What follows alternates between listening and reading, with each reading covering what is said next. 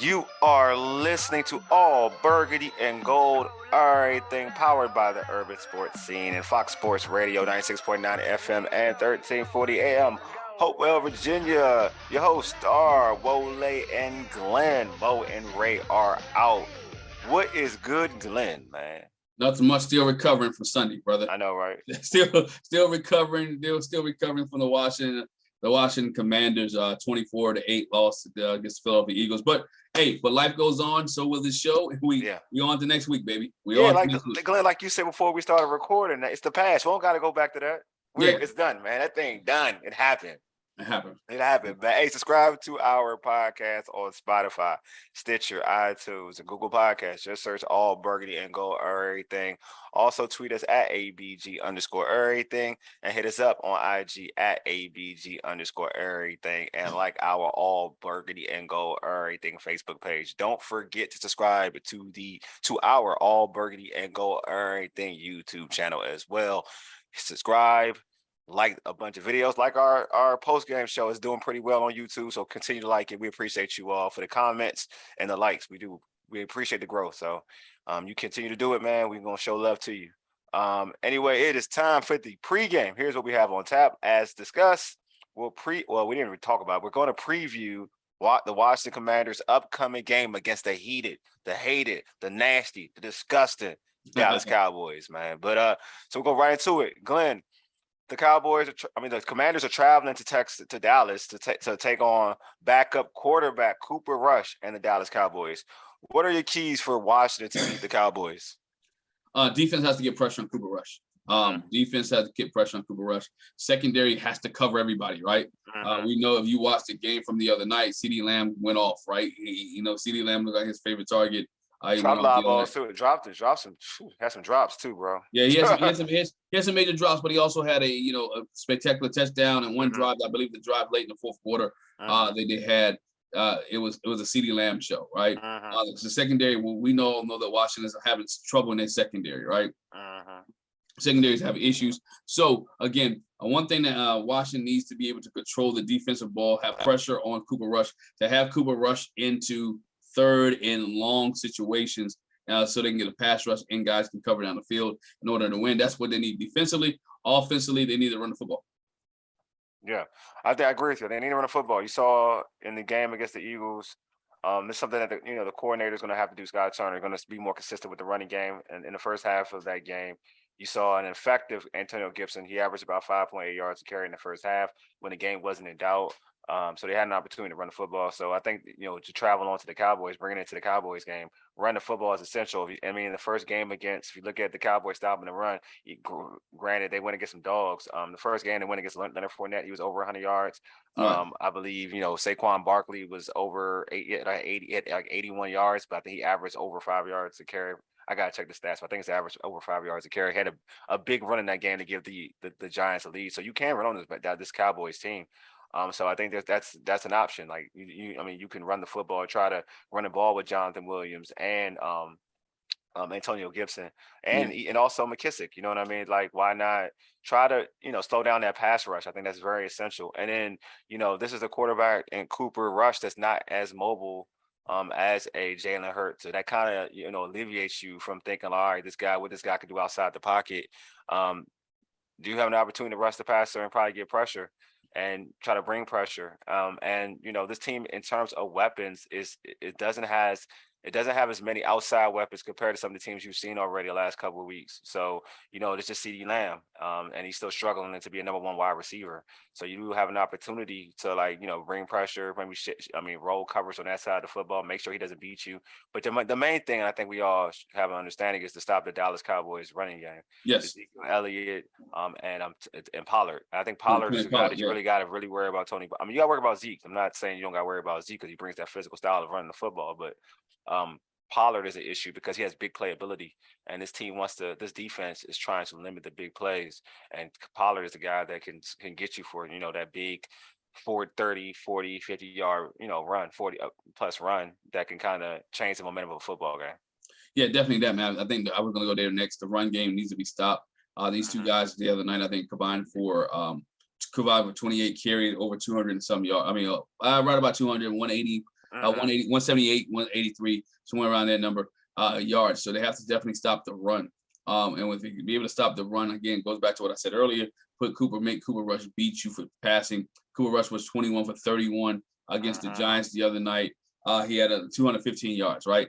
Yeah. I mean, if he gets 215 yards against the Washington defense, that's a great night for this defense because every other quarterback that played Washington this year had a 300-yard passing game. Yeah. So has to be able to do that. So Washington has to be able to stop and get Cooper Rush into passing situations. One thing that is definitely is going to be play into is special teams, right?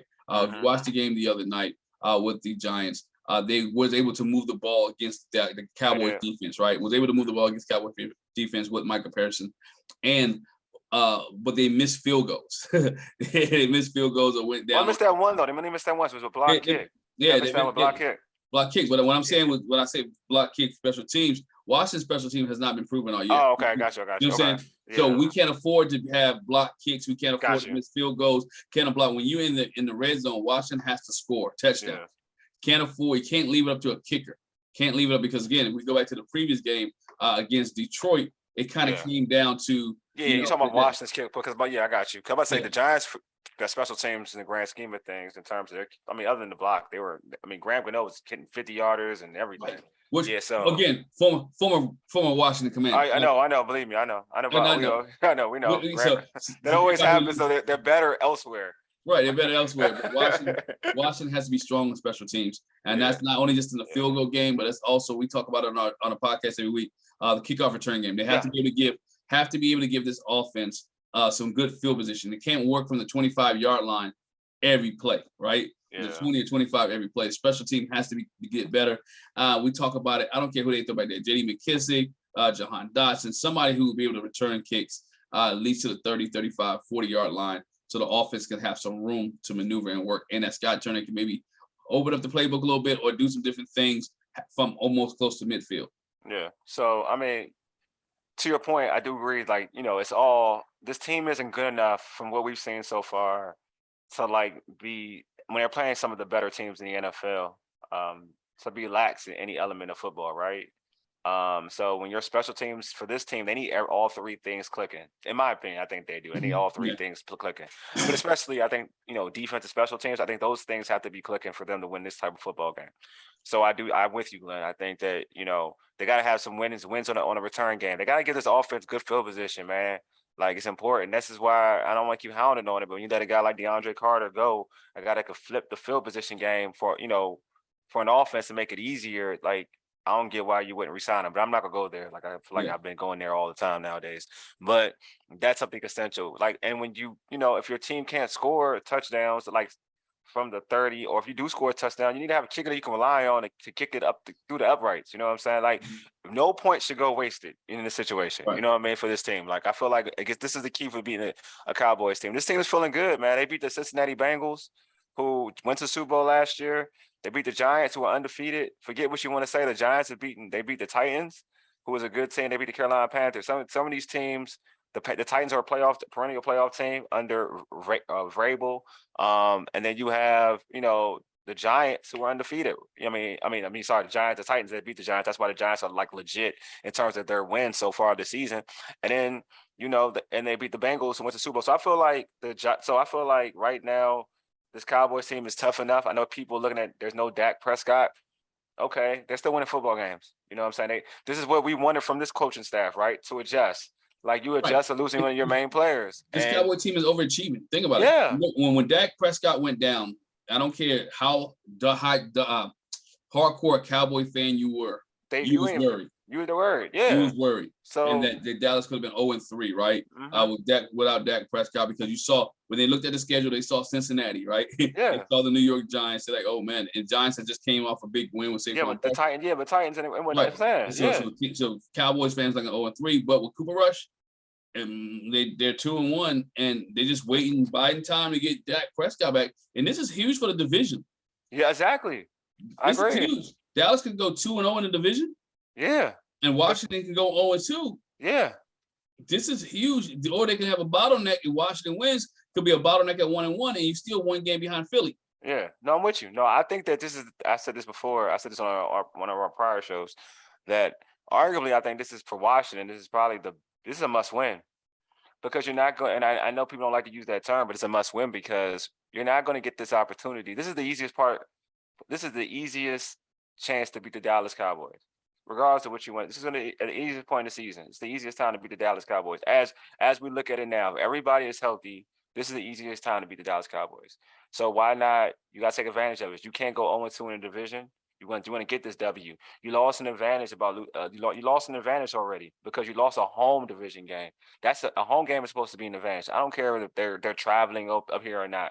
You know what I mean? Yeah, they travel here, and it wasn't like a real home field advantage. But it's gonna be when you go to Philadelphia, it's gonna be 10 times worse, right? Mhm. So this is your best advantage. You know what I'm saying? Like, and you lost to Philadelphia. So to me, this is it. Like, to be real with you, like, it's a must win because the way the cards are dealt. You got an opportunity to play the Dallas Cowboys without Dak, and you can like even your division record to 1-1. You don't want to go 0-2. Like I mentioned, before, the Giants are way better than what people thought. They seem more. I'm gonna use this term. They seem more prepared of a football team than the Washington Commanders. So do the Giants. So do the Eagles, and so do the Cowboys. But it's still an opportunity to kind of like you're getting a lesser Cowboys team. You know what I mean? Yeah. So that's the thing. You gotta take advantage of it. So, Glenn, to you, does this feel like Washington Dallas rivalry week to you? It does a little bit, man. It does because it does feel like that to me because again, it's always big for fans, nostalgia for those fans who understand what the rivalry is. Has it really been a rivalry in the last couple of years? No. You know what I'm saying? Rivalries really go back and forth, right? Yeah. And so but this one hasn't, but I think it is leading into this. You can see the anticipation. Cowboys want to keep rolling, right? Without Yeah, Dak Prescott. of course. They want to keep, and Washington needs to go ahead and stop the bleeding here. This coaching staff needs a big win underneath their belt. All right. I'm gonna say this and we're gonna see how the season play out. Jacksonville is not a big win right now, right? To me, Jacksonville is not a big win under this coaching regime. I mean, it's hard. Like I think Jacksonville's showing me what they are. Like they're good. They're playing good football right now. Yeah, they're good right now. This is my thing. I know what you're going with it. It's not a good win in this aspect. This is why I do agree with you.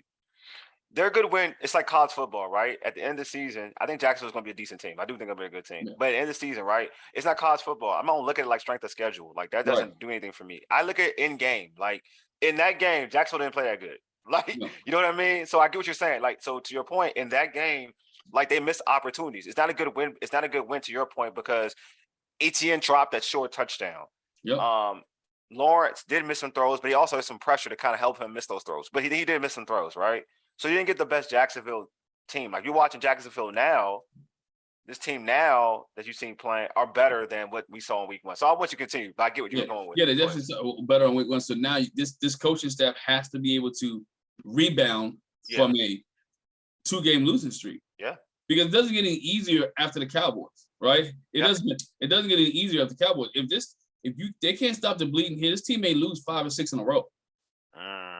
And so you have to stop it here if you want to maintain the fan base, want to maintain some excitement, and want to maintain, because remember, this team doesn't have this is one of the key things people don't understand. This team doesn't have an early bye week. It bye is not until week 14. Yeah, man. So there's really nothing that you can really adjust and get done.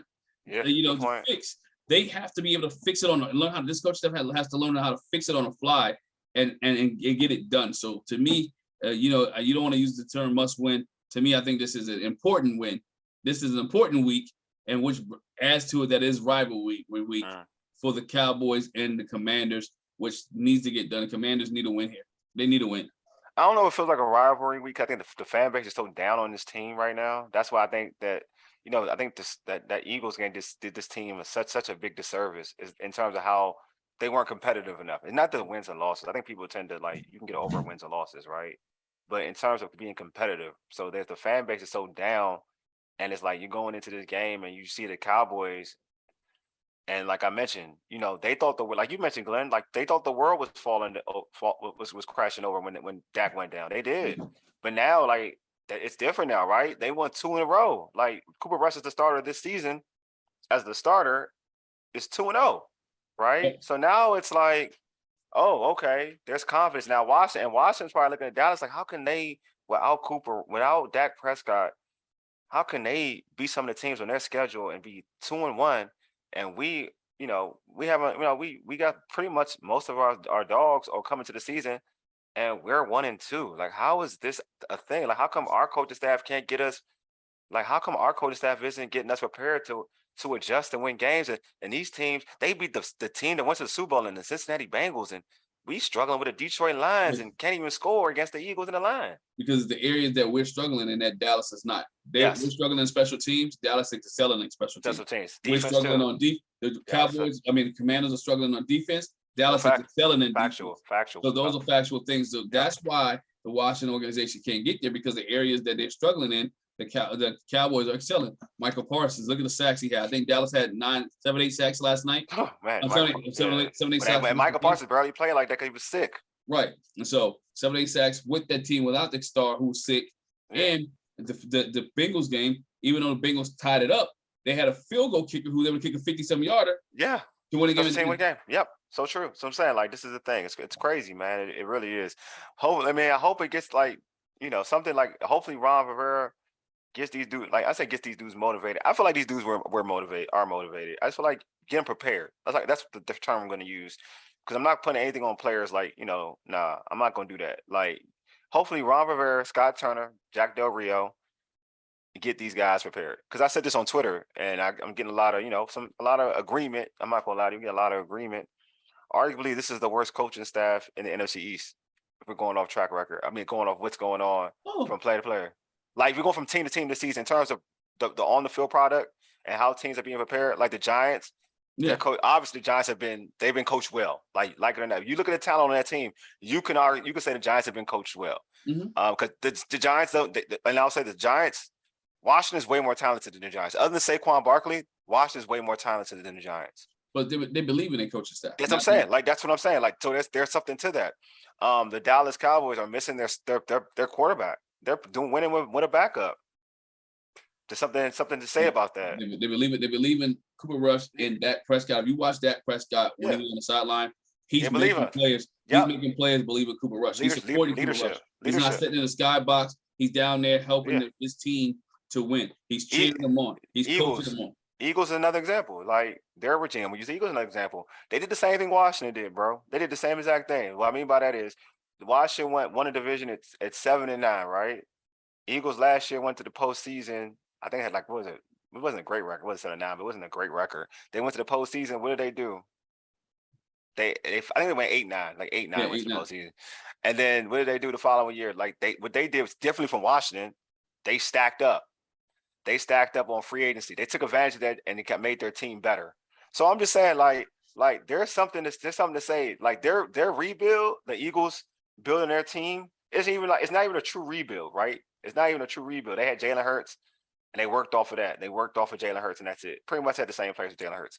So I'm just saying, like, Washington isn't that much different, like, from the Eagles, but the Eagles have turned, like, the Eagles, their head coach and their team have turned their ship around to a point that people are talking to them as a powerhouse team. So now all I'm saying is now it's on Ron to build this organization right. Build this team right. This game is it. To me, this is a pivotal game. It really is. Yeah. Like, this is a pivotal game to have people believe and say, you know what? And it's wild to say that they have, this is a pivotal game with the backup, but it's the truth though. It's a pivotal game for Ron. It really is. But so, with all the postseason hype locally for this team, right? Because it was locally hyped. How embarrassing would it be though, for real, if Coach Rivera got beat by trash talking Mike McCarthy, because Mike McCarthy was talking junk last year with all, bringing the chairs to FedEx and all that other crap and guaranteeing victories, and a backup quarterback for the Cowboys. How embarrassing would that loss be for Rivera? It would look bad for him. It would look bad for him. It would look bad for Del Rio. It depends on which side of the ball struggles. We have had the Washington Commanders have not had a complete game yet, right? You haven't had a function where all sides of the ball, every aspect of the game, they've been clicking on all cylinders. We've seen where the defense has been great. We've seen where the offense has been great, but we've never seen it together. This is a game that he needs to put a solid game plan, a solid team together. If they lose, we're going to point. If it's because of the offense not scoring points, Scott Turner and Del Rio, Scott Turner and Rivera is going to get all the heat, all the smoke, true. All the smoke, right? If it's a defensive game where Cooper Rush looks like a superstar, he passed for over 350 yards, 2 touchdowns, and CeeDee Lamb and goes off. then Del Rio is going to be like they're gonna. He's going to be it. He's going to be the scapegoat. He's going to be the guy. Scapegoat, right? He's going to be scapegoat, right? I'm about to say they're going to put him out in the square and let people beat him, but I don't want to, but whatever case may be. But again, I mean, even after if we go back to the Detroit game, it was trending "Fire Del Rio" on Twitter, right? Yes, it was. So if it happens here against the Cowboys on rivalry week, where this defense can't stop anyone and make CeeDee Lamb and other receivers look like they're superstars, it is going to be bad for the organization. But at the end of the day, it's not on the coordinators. Offensive defense coordinator is on Ron Rivera, and I've said this on the show many a times. Let's not take that 7-9 NFC East championship and give Ron Rivera a pass. If this organization does not win this year or have an above 500 record, Ron Rivera should go. It's year 3, man. I think it's year 3. And every program you coach, Glenn, so every program you have blocks of progression. Like, okay, I want to be here at this particular point in time. I want to be here at this particular point in time. You were 7-9 your first year. You were 7-10 your second year. And right now it's not going. It doesn't look like it's going any better. I'm put it that way. It doesn't it's not going upwards. It's not trending upwards. It don't look like it's trending upwards. You could say it's plateauing or whatever, but it doesn't like it's trending upwards, right? So you're consistent. You're consistent in what you've been so far with this organization. So I'm with you, Glenn. I feel like to me it would be embarrassing to lose to Cooper Rush, a backup quarterback, and like with your bravado, what you talk about. How you talk about things are getting better, like what the issue is at every press conference. You say this all the time. I know the issue, but you never fix it. Like if you lose to a backup quarterback, Cooper Rush, you know what I mean? And the Dallas Cowboys, I would say, to be honest with you, compared to even last year's team, has lesser talent with the backup. I would say that it's very embarrassing. You know what I mean? If you're that coach, right? If you're that coach with that type of clout, where what you have and what you kind of portray yourself to be, right?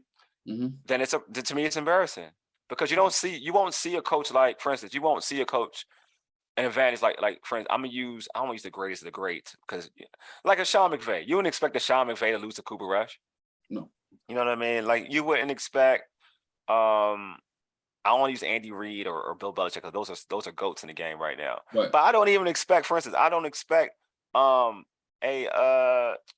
Todd Bowles to lose to a Cooper Rush. You know what I'm saying? Like, so I'm just saying this is an opportunity. You're supposed to be a guy, a defensive guy. You're a defensive minded guy. You a guy that's you've been to the Super Bowl as a coach. Supposedly you're one of the better coaches supposed to be in the NFL. So you're not supposed to lose to Cooper Rush in the Dallas Cowboys. I think we give him too much credit because if you go beyond that Super Bowl. Glenn, I don't give him that much credit. I'm just saying that I'm playing devil's advocate. Believe me, I don't believe. Yeah. Because he don't have Sean McDermott and he don't have Cam Newton and he don't have Luke Kuechly. And you see, my thing is that even like Sean McDermott, he's in Buffalo. He's the head coach of Buffalo. Yeah. And they've been quite consistent as powerhouses in the NFC, in the AFC. And he built AFC that period. team, right. And he built that team. And he built that team. So I'm just saying, like, believe me, I know. I'm just saying what people are saying. That's what I'm saying. Like, I know, to me, with the question, there's a question that should be talked about in terms of football period about Ron Rivera. Like, who was the better coach for that team? Forget the players. We can, everybody. I don't want to use because everybody has players. So I'm not gonna say like Cam Newton and Luke Kuechly and Tommy Davis, right? So I'll be as simplistic as be even more simplistic. Who was the better coach on that unit on that team? Who was the best coach on that team? Yeah. Was it Sean McDermott or was it Jack Del Rio? Or was it Ron Rivera? Proof's the pudding. And sometimes that's what I'm saying.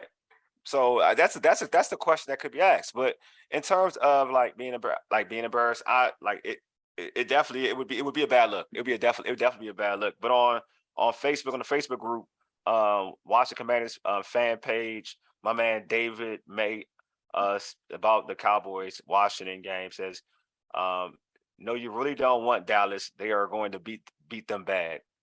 This is terrible. Some fans aren't confident in this game, Glenn. This is like, I'm getting that temperature. Right. Like fans, usually you have blind loyalty when it comes to Cowboys and Dallas, Washington. I like to say Redskins. I want to say it. Dallas, Washington, because it don't sound right. It don't sound right, but you know what I mean? Like, usually it is what it is. Like, usually that's what I'm saying. Like, it doesn't, like you have confidence, but I don't. You see, folks don't have that confidence. My man, Maurice Brown says, yeah, hopefully Wentz will get hurt and they and can't play, so they can put Heineke in. What? No. Oh man, you tripping? No, and this tripping. is in the this is in Washington Redskins fans Facebook group. You tripping? No, Heineke. No. Do you want Heineke? No. Oh man, you killing me. I think we're going too far. I think again. I think fans go too far. They look at what Wentz did on this past Sunday. Let's be honest. The man was running for his life. He got sacked 9 times. It was a combination of two things. Like I feel like he was holding the ball, but also the line was some trash. So that's what I'm like. I give him like it's a perfect storm. Like you know what I'm saying? Like the line was some trash. Yeah. So it's like I won't get that to him because like the line was bad. It was bad. But he also held the ball. But the line was bad. And it wasn't like the line was good and he was holding the ball. You know what I'm saying? The line wasn't good. Like, it wasn't good. So there is warrant to say, like, and you know who Carson Wentz is. Like, I think when people start to like overplay it, like he does hold the ball. He looks for the big play. He's been that way. That's consistent. Like, I don't hold that against him. That's up to you to coach a certain, like, you gotta scheme up quick passing plays for him. That's a guarantee. That's on you. JD McKissick, right? Yeah. Antonio Gibson, put him out. We saw Antonio Gibson in the spot. Things like that where you can get quick pitch, quick ball. That's what you should do. You guys in space to give him some confidence. Your tight ends, your Logan Thomases, things of those natures where he can get the ball to the playmaker. Yeah, that's what you do. Quick, you know. Don't worry. Yeah, I agree with you. When they have pressure like that, that's what you do. That's how you adjust. Yeah. But you should know your personnel. Like that's on you. That's not. I don't put that on him. My man Bobby Gomez about the game says, how does the all burgundy and gold feel when the team runs out in black and yellow uniforms? Oh yeah, see, I wanted to address this. Don't get blinded by the jersey talk. I know everybody's hyped about the black jerseys being used in that. Like, don't get hyped. Look, man, this is the team. They do this to camouflage they mess ups when they don't look good. You took the words out of my mouth. They do this. It's smoke and mirrors. They do this, Glenn. Why do they do this? You talking about the black uniforms, more so talking about why we don't have a really good backup center, right? Why the line is not where? Why Del Rio and why Scott Turner is not running the football more when you average yards? Why is it if you're bleeding, you try to keep your defense on the off the field, right? Why can't we bring a night? Why can't we replace Kendall Fuller? Truth be told, I've never been a Kendall Fuller fan anyway, because Kendall Fuller looked good because he was playing with Tyrann Mathieu and those cats in Kansas City, and then they want to throw Tyrann Mathieu way, so they had to go to Kendall Fuller. And we, by the fact of who Kendall Fuller was playing with, made him look good. But he was all right though. I will say this: when he was here. He was good at nickel. He was good at nickel, bro. He was good at nickel. He real good at nickel. Didn't have a supporting cast around. In DC, not here. Not when he was here. They were like they had what they had. Nah, Bree was gone. Who they have? Yeah. Norman. Norman was here. Yeah. If you don't like Norman though, but Norman's getting trashed though. Yeah. But and they have and Fabian Monroe and folks. Don't get wrong. Like again, I'm with you that he's playing like trash. I'm not even going like. Whatever, like I think he's playing like trash. I will say this though, like I think it's obvious to everybody and from watching the game and that Benjamin St. Juice should be playing outside ASAP. Like he should be starting like outside easily. Don't even play it with his. I think William Jackson should be on the other outside. I think that the whole narrative that William Jackson has been like the worst corner. No, that's been Fuller. Fuller by far has been the worst corner on this team. Let that be known. Like, forget the money, the dollar sign that William Jackson hasn't played to the dollar sign. Ignore that portion of it. We're talking about who's playing better outside. Fuller has been the worst. I would make the argument Fuller because only 27. I don't know how he's gotten this bad all of a sudden. Like, I feel like now he's aging out. I don't know what's happening. He's only 27. He's young. Yeah, what I would say is that just forget it. Put him in nickel. That's when he's always had his best success. He is. Like last year, he struggled at nickel. It was weird to me, but forget it. Put him in nickel. Let him figure it out at nickel. Just let him do that, play slide. And I heard the suggestion, which I kind of like too. If he struggles at nickel, put him in safety, and Bobby McCain he's played nickel. Like that's what he can do both. Put Bobby McCain in nickel, see what happens. But I'm at the point now where like you gotta do something. You gotta do something. But yeah, I'm with you, Glenn. Like Fuller needs to this Fuller thing needs to be. It needs to be addressed. Like it needs to be addressed. They need to put the rest and put the bed. You know. Yeah. Again, the second one again when we talk about consistency, we've never had consistency defense where the secondary and the front four are playing well together. Yeah. in order to beat this team, the front four in the secondary has to play together. Yes. I'm with you. And they got to get turnovers, man. They haven't. I swear this team hasn't created turnovers. They got to get turnovers. Got to create turnovers. But again, you have a coach who averaged you have a coach whose winning percentage is 50-some%. Yeah. Barely 50%. And he only has 3 winning seasons. 3 winning seasons. Yeah. With 3 winning seasons. And the reason why his percentage is wild, the reason why his percentage is probably that high, even close to 50% to your point, is that he had a 15-1 season. Yep. Yeah, I'm not trying to take that away because that is a dope season. But think about it. 15-1 makes your winning percentage a lot better. You know what I'm saying? So I mean, hopefully this team gets the situation. Glenn, give me your prediction, man. What do you think? Who's gonna win this game? Come on, man. I'm gonna go Washington 17-14. I like that. I like that you like. I like that. So I'm gonna do the same thing I did on our prior show, Urban Sports Team show. I'm not gonna give a score because I cannot pick the Cowboys. I won't allow my soul to pick the Cowboys. So I can't give you a score. I won't give you a prediction. but I would say that both teams play hard. I'll say that both teams play hard, and I think that I'm gonna stick to the keys, man. I'm gonna stick to my keys. Like, I'm gonna say what I said. Don't be as a defense. This is very important because you were like that, and you let the Eagles. Even though you got tired, and I blame the offense for the defense kind of getting tired. The offense does have a play a part of what happened against the Eagles. The offense definitely for that defense, because anytime your defense is on the field that long, they're gonna falter, right? But I want it's essential for Jack Del Rio to have this defense play dictative defense. They cannot be passive anymore. There's too much passive. They are too passive.